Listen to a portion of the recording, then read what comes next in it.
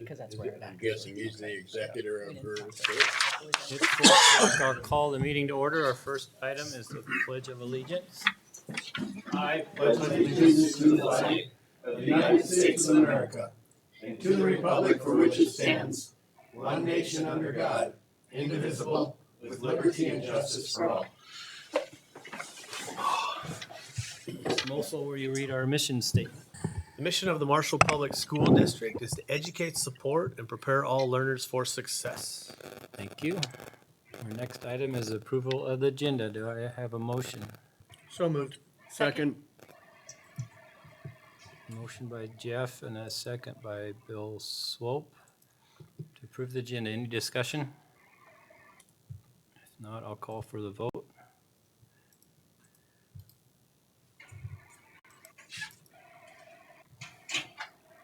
That is approved. Next item, number 5, Tiger Spotlight. You want to take this one? Sure. We want to recognize Jesus Reyes this afternoon, and Jesus wasn't able to be with us, but Jesus was recognized as Assistant Coach of the Year for soccer, and this is the second year in a row he's had that honor, and just we wanted to present him a certificate, so we'll make sure he gets that and a thanks on behalf of the school board. But he does a lot of things for our district with our parent-student connector, connecting with our minority families, translating Spanish for different families, and of course, coaching soccer, and he's just a really great asset to our team. We're really thankful for everything Jesus does. Thank you, Jesus. Next item, number 6, is a public forum. Anybody from the public want to approach the board? What I do here. Item number 7, our presentation, social and emotional learning at the middle school. Welcome, you guys. Welcoming Ethan Hoppy this afternoon. Ethan's been SEL teacher's second year at the middle school, and some great things taking place here. So I thought a good opportunity for him to share an update with you all. Hey. Yeah, like Mr. Williams said, my name is Ethan Hoppy. This is the second year that this program, this position, I should say, has been in place for the Marshall Middle School. I am in my second year, so I was there when it started, and I'm still there. As far as, is that going to stay that size? Okay. No, it's frozen. Okay. Yeah, so a little bit about my position. That's fine. We're good. We're good. Like I said, second year, it's a position that works with all kids, 5th through 8th grade, regardless of who they are.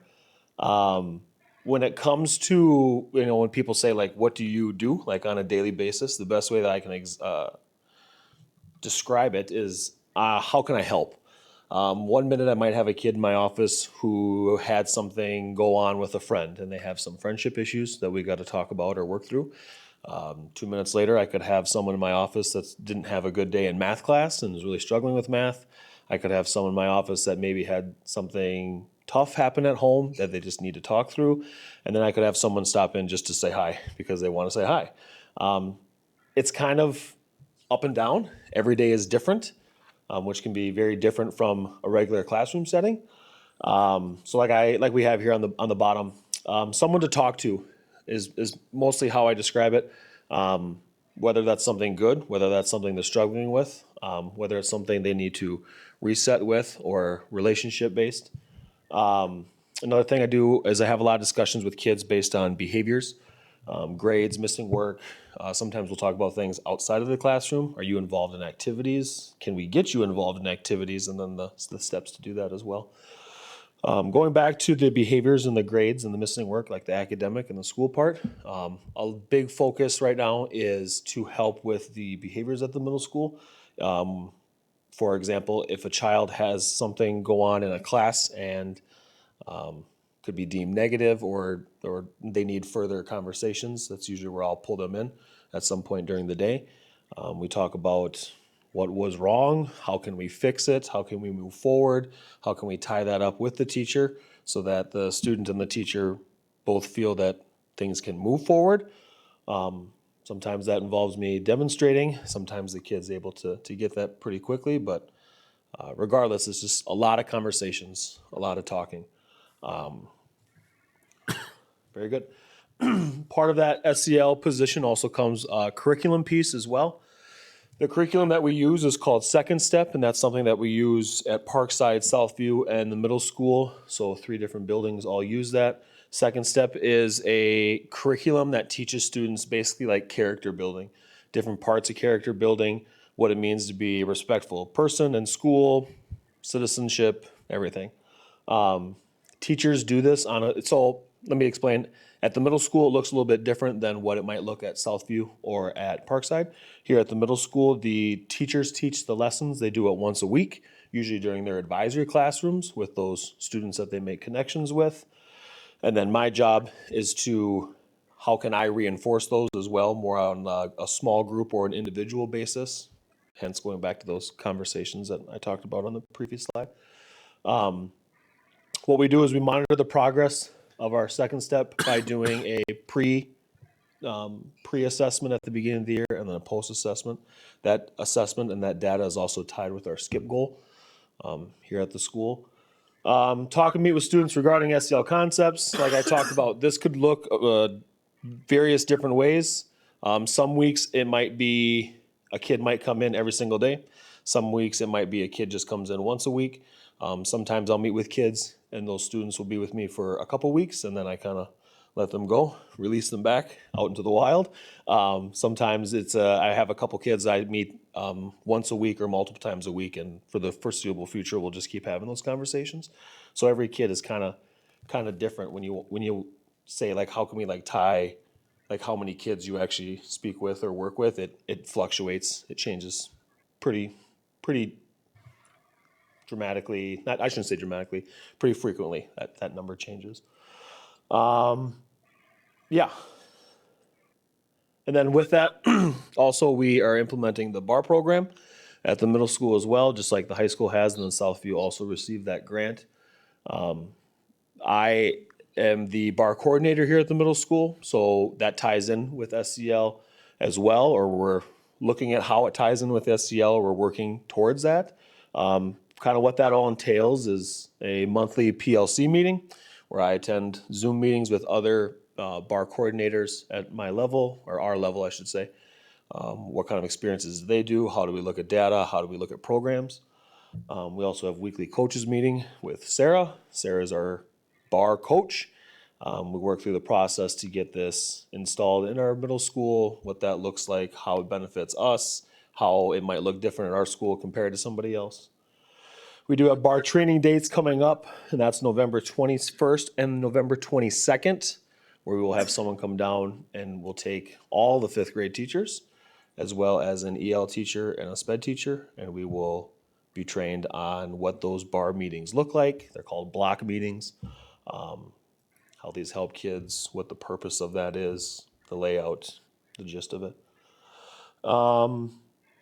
Yeah, this is a brand new program that's brand new to our school. This SEL position is kind of changed throughout we started last year and then into this year with that BAR program being added. The big new things with that are going to be the block meetings, and then something we also do is called iTime. iTime is very,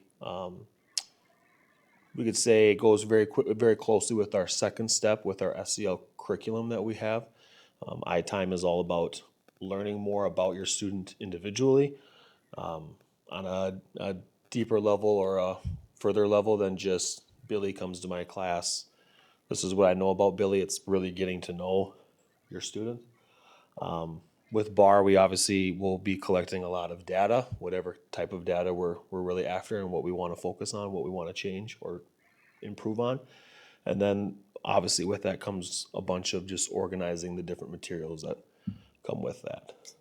So kind of quick, kind of a gist of what my day-to-day looks like or what this SEL position looks like at the middle school. Does anybody have any questions on anything? Do you get kind of overloaded? Sometimes, to be honest. So Yeah. when you get overloaded, who are you turning to help you? Speaking with administration, also work pretty closely with Mrs. Van Moore and Ms. Shepard as well, the 2 school counselors. Because it's so new and because there is a lot, it can seem very overwhelming at times. But yeah, we're just going to keep working on that and seeing where that goes. How tied in are you with the disciplinary process if we get to a point where discipline's required? Are you involved with that or does that get handed off? No, so discipline is all referred to Miss Reynolds here, the assistant principal. I don't do anything with discipline. My job or my position is more about how can we fix this or how can we make this right. Johnny does X, Y, Z. Okay, let's talk about this. How can we make a plan so this doesn't happen or this doesn't occur again? Whether that is, Johnny, you've been tardy to this block 3 class 6 times in a row. Why are we tardy? Let's talk about this. Let's actually come up with an idea and how you can't be tardy anymore. And obviously sometimes they're larger scales, bigger issues, and sometimes they're pretty quick conversations. But as far as the actual discipline part goes, no, that's administration still with the school. With the kids that you meet, like on a regular basis, do you see that this position is helping them or? I've noticed that I've been able to, it's a lot of making relationships and building relationships. So making a difference, I would hope so. I'd like to think so. Even sometimes just as much as we have a student in the classroom who is being disruptive or something's not right and something's going wrong and this student isn't leaving. I just so happen to be working with that kid, and if we're lucky enough and I head down, I'm like, hey, come with me. Let's go to my office. You and I will talk. Let's get away from all of this and let's calm down, take a break and figure that out and we'll move from there. 9 times out of 10, okay, sounds good. And that's obviously just from that relationship and building that bond of that trust. And it's not so much, I don't want to say that we're labeling a student or targeting a student, but there's definitely obviously some kids that like this kid has a history or has some things going on right now. Like, let's really focus on that student. This is a kid that needs some extra care, love, attention, everything that we have. And whether that's meeting once a week, 2-3 times a week, just kind of putting the emphasis on that child or those kids. Yeah. So do I feel that makes a difference? Yeah. To look at it and be like a specific number, that can be kind of hard to do sometimes. But when you're in the building all day, every day, and you see those kids and you have those interactions, 100%. The kids know they have somebody they can talk to. Yeah. Besides their own teacher Yeah. or whoever. Those of you Yeah. who have seen Ethan in the classroom or on the wrestling mats with the kids, you know that relationships is his strength. That's where Ethan really shines. And when he came to us and said he was interested in this position, I mean, what a great fit for that. Because we know that kids just need that connection at school. So the relationship is key there. So thank you for your work with that, Ethan. Thank you. Thank you. Kids see you as a safety net. I would hope so. Got kids coming back and saying hi, so it's, Yeah. well, you obviously established some good relationships. Yeah. Yeah. That's the ultimate goal is, I mean, there's some days that I might step into a classroom and the kid's like, oh, great, he's here. You know, all like have that. we got to go have a chat. And there's some days where, yeah, it's like, oh, thank goodness he's here. It varies on what the situation is. And like I said, 1 minute we're having a really good conversation and the next minute I got to go because this classroom's about to get torn apart or whatever that might be. Every day is different. Every minute can be very different. But yeah, just the goal and the idea in my mind is to just be a positive person that kids have because they might not have that anywhere else. I mean, obviously in the school, we all want to be that person. That's good. Do you see fewer discipline issues as a result of this program? I do. This year has been wonderful. Good. And I can come up there. Can you hear me okay? We good? Yeah. We made a lot of changes and utilizing Ethan's position, with the non-exclusionary discipline, really relying on our supports for our students. It's made a huge difference. The atmosphere in our building is Good. a complete 180. It's been really Wonderful. positive. Wonderful. Good work. And I gotta give Miss Reynolds a shout out as well. Just the work on the handbook and revamping the expectations and like the behavior parts. When we talk about, this position can be broken up into so many different parts. But when we talk about like the behavior aspect, just having that layout of like, if you do this, this is what's gonna happen, or this is the consequence, and then being involved with that in the sense of, like it's on like a level 1 would be something kind of, smaller, a level 2, 3, 4, something bigger obviously happened. 2s and 3s, like I'll deal with, but level 1s are more so, okay, let's go talk to Hoppy so that this doesn't happen again. Or sometimes I'll even talk to kids and say like, I'm the person before you get to that office up there. So how can we fix this before we really do get into trouble, or we have consequences, or we got bigger issues? How do you handle issues with the kid who's got real issues at home? Um, How do you address that, the home issue? Yeah, so that can be kind of a number of different ways. A lot of it is first understanding what those issues are at home and how that kid is dealing with those issues. Obviously every kid, every person deals with those things differently. I'm gonna go back to even just like that first slide of like how can I help? Is this something like you just need somewhere just to come and chill out, and you just need to sit in my office and stare out the window for 5-10 minutes? I always tell kids, especially the fifth graders, when they come in, I'll have kids that'll come into my office, and sometimes they'll just walk in and say like, I need a break. I need to chill out before I explode. I'm like, all right, have a seat. I've had a kid come in one time and just shut the door and like yell, like, all right, okay, whatever. You yell at me, you can yell at the wall, you can yell at the window, that's fine. Kind of like, what do you need? Like, how can I help? When it comes to things at home, there's obviously only so much that we can control. But when they're here, we have more control. And so for those 8 hours or whatever it adds up to, just providing a safe place and You were a Linus blanket. yeah, at times, yeah. It might not always feel like it sometimes, but yeah. Prior to the program, did these kids go to counselors? What was? Yeah. that was the- So most of this would have gone to the 2 counselor positions that we had. My understanding is that obviously with COVID and the times and how things change, that was needed. There was just some assistance that needed to be had. Sometimes I'll say, it would go to, I shouldn't say that, it would go to the counselors. And so sometimes it might not feel that has all been taken off their plate. Maybe like it's lightened up a little bit. When it comes to like big issues, I'm not a licensed counselor, so obviously that still gets put with the counselors. I kind of call myself like a middleman. I'm not a counselor. I'm not an administrator. I'm like somewhere in the middle is what I tell kids or parents. Yeah, when parents are like, "So what are you?" Like, oh, I'm like in the middle. Like I can just kind of help any way I can, to the best that I can at least. So. Yeah, that usually had gone to the counselors. I'm just another resource. Okay. Yeah.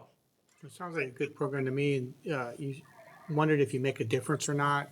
You might not know that for 10 years when they come back and say, hey, you changed my life. Yeah. So you should know now that just by showing that you care and they have an outlet, you're making a difference. Yeah. I appreciate that. Yeah. You're picking up some broken pieces. A lot of broken pieces sometimes. Yeah. Yeah. That's important. Yeah. It's good. There's hard days like any job. There's hard days. There's stressful days. There's frustrating days. But best part about it is like today I had a kid that came in and we just shut the door and pulled the blinds and he did a connect the dot thing and we just talked like, tell me about like your highs, tell me about your lows, give me a positive, give me a negative. You'd be surprised obviously at what kids will open up and tell you and talk to you about. But I don't know, when they leave and they tell you like, thank you. Like, yeah, you bet, buddy. It's pretty awesome. And you just get to hang out with kids. So it's the best part. Thanks, Ethan. Yeah. Thanks, Yeah. Ethan. Thank you guys. Yeah. You have a nice heart for it, Ethan. Thank you. How's the wrestling team looking? Should be good. Okay. That's me in March 1st. All right, go get them. Yeah. Thank you. Thank you. Thank you. Thank you. Next item, number 8, approval of the consent agenda. So moved. I'll second. Motion by I Jeff lost it and again. seconded by Bill Moso Go to back in here. approve the consent agenda. I'll call for the vote.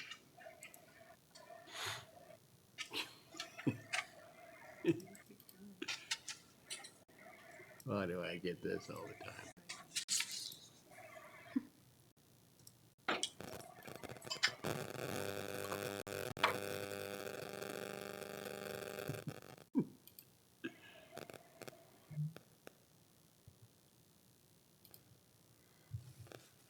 There, that is approved.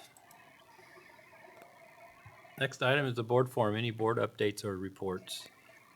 Just a quick one. There was a special meeting of the Community Services Advisory Board. We talked about some things that are going in for ordinances in the parks and public use areas. But I just want to remind everybody again that we do have the vote for the sales tax referendum that is tomorrow. So please get out and vote. Thanks, Sarah. I hope it passes. I hope it passes. Item number 14, discussion items. First review of policy 506 and 613. Any questions on those? Just share that the discipline complaint procedure and the readmission plan form, this is part of the legislative changes from last spring. We just got some drafts together and the admin team has worked through how to meet that portion of that law change. That's where these forms came from. These were drafted by actually legal counsel from the principals groups that had brought this back forward to us that we use as a template to start. So. Next item, number 15, is our discussion item. Again, a second review of policy 413-05. Any further questions on that? Regular update, the tech team has been working on with that one. And we'll now adjourn to tour the CTI building. Thanks, just to show that to you guys.